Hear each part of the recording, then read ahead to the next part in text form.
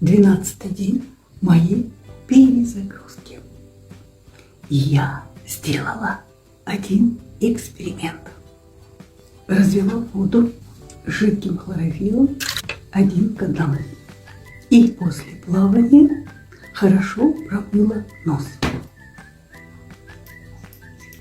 И сегодня утром ни чиха, ни насморка, ни тяжести в голове. Честно. И даже лучше, чем солевой раствор. Сохрани, попробуй и почувствуй.